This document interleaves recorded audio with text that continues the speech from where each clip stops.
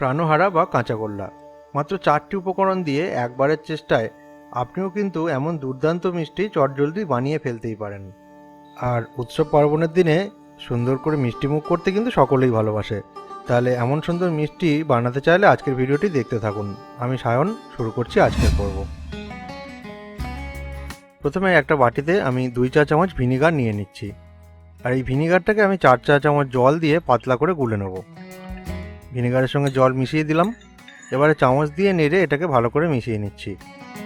কাঁচাগোল্লা বা প্রাণহারা তৈরি করতে গেলে আমাদের প্রথমেই ছানা তৈরি করতে হবে। সেই জন্য আমি 500 গ্রাম ঘন মাখনযুক্ত দুধকে কড়াইয়ে গরম করছি মাঝারি আঁচে, আর একটু নাড়াচাড়া করছি যাতে উপরে সর পড়ে না যায়। যখন দুধটা ফুটতে লাগবে তখন আমি এর আঁচটা বন্ধ করে দেবো। ততক্ষণ ধীরে ধীরে নাড়াচাড়া করছি। এই যে দুধটা ফুটে গেছে, আঁচ বন্ধ করে কয়েক মিনিট অপেক্ষা করব। তারপরে আমি ওই ভিনিগারের মিশ্রণটাকে এর মধ্যে অল্প অল্প করে দিতে থাকবো আর নাড়াচাড়া করে মিশাতে থাকবো। এই যে দেখুন আমি কিভাবে করছি, একটু একটু করে মিশিয়ে দিচ্ছি আর একটু করে নাড়তে থাকছি। এটা ততক্ষণ করতে হবে যতক্ষণ না ভিনিগারটা মিশিয়ে দুধটা সম্পূর্ণরূপে ছানা কেটে যায়। এই যে দেখুন কি সুন্দর ছানা কাটতে শুরু হয়েছে এবং ধীরে ধীরে স্বচ্ছ জলও এসে গেছে। ছানা সম্পূর্ণ হয়ে গেছে ছানা কাটানো। এবারে ছাঁকনি আর এক টুকরো পরিষ্কার কাপড়ের সাহায্যে এই ছানাটাকে আমি ছেঁকে নেব। আগেও বলেছি যে পদ্ধতিতে আমি ছানা তৈরি করা দেখাচ্ছি, এভাবে বানালে কিন্তু ছানা ভীষণ নরম হয়। ছানার জলটা প্রথম পর্যায়ে ছেঁকে নিয়েছি, এই জলটাকে আমি ফেলে দিচ্ছি। এবার এই ছানাটাকে আমি একটু পরিষ্কার জল দিয়ে 2-3 বারের চেষ্টায় ভালো করে ধুয়ে নেব, তাহলে ওই অ্যাসিডের টক স্বাদটা চলে যাবে। আর যে সন্দেশটা আমি বানাবো সেটাও খেতে খুব সুন্দর হবে। 2-3 বারের চেষ্টায় পরিষ্কার জল দিয়ে আমি ছানাটাকে ধুয়ে নিচ্ছি। এবারে এই কাপড়ের টুকরোটাকে আমি চাপ দিয়ে জলটা বার করে দেব। ছানা থেকে জলটা বেরিয়ে গেলে এটাকে এভাবে নিংড়ে নিয়ে কিছুক্ষণের জন্য ঝুলিয়ে রাখবো, আর অন্যদিকে চিনির রস তৈরি করে নেব। 1/2 কাপ জল গরম করতে দিচ্ছি, আর তার মধ্যে 100 গ্রাম বা 1/2 কাপ চিনি আমি দিয়ে দিচ্ছি।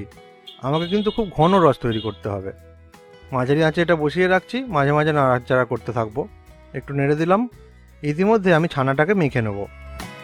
ছানাটা জল ঝরে একদম তৈরি হয়ে গেছে। এইভাবে ভালো করে মাখতে থাকছি। ছানাটাকে একটু নরম করে নিতে হবে যাতে ভিতরে কোনো দানা না থেকে যায়। তবে রসগোল্লা বা অন্য মিষ্টির মতো অতক্ষণ ধরে না মাখলেও চলবে। এর মধ্যে দিয়ে দিচ্ছি 3 টেবিল চামচ গুঁড়ো দুধ। তারপরে আরেকবার আমি ভালো করে মেখে নিচ্ছি।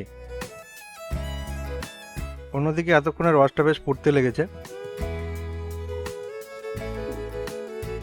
রসটা ঘন হওয়া পর্যন্ত আমি অপেক্ষা করব। প্রায় ঘন হয়ে এসছে, দেখতেই পাচ্ছেন।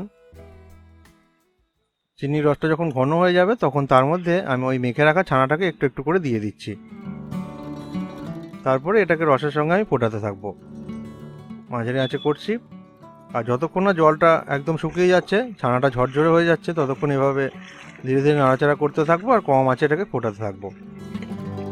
রসটা খুব ঘন হওয়ার পরেই কিন্তু ছানাটা যোগ করতে হবে, কারণ ছানা দেওয়ার পরে খুব বেশিক্ষণ এটা ফোটানোর দরকার নেই, তাহলে ওই প্রাণহারা মিষ্টিগুলো বানানো সম্ভব হবে না।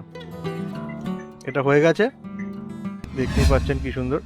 এবারে এটাকে একটা বড় ছড়ানো থালার মধ্যে আমি দিয়ে ভালো করে ছড়িয়ে দিচ্ছি, যাতে অতিরিক্ত রসটা ধারে চলে যায়। কারণ ছানাটা একটু চ্যাটচ্যাটে আঠালো হবে, কিন্তু অতিরিক্ত রসালো কিন্তু হবে না। সেটার জন্য এটাকে আমি কিছুক্ষণের জন্য ঠান্ডা করতে দিচ্ছি, অন্তত 15 মিনিট। এভাবে ছড়িয়ে দিচ্ছি।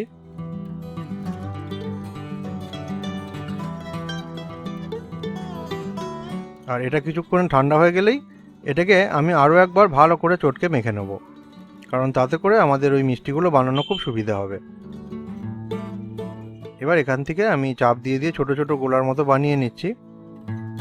এই যে দেখছেন আমি এটা কিভাবে করছি, হাতের মধ্যে নিয়ে খুব ভালো করে চাপ দিচ্ছি যাতে গোলাগুলো বানানো খুব সুবিধা হয়।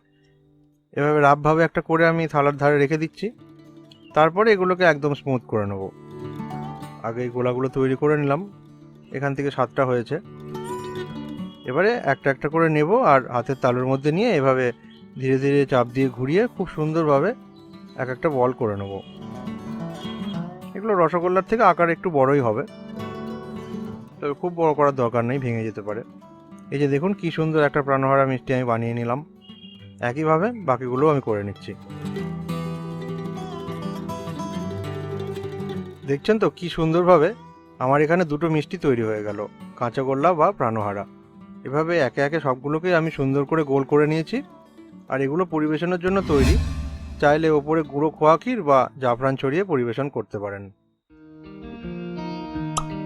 উৎসবের দিনগুলোয় এভাবে মাত্র 4টি উপকরণ দিয়ে প্রাণহারা চটজলদি তৈরি করে নিয়ে কিন্তু অতিথিদেরকে তাক লাগিয়ে দিতে পারেন। দেখুন ভিতরটা কি সুন্দর নরম হয়েছে।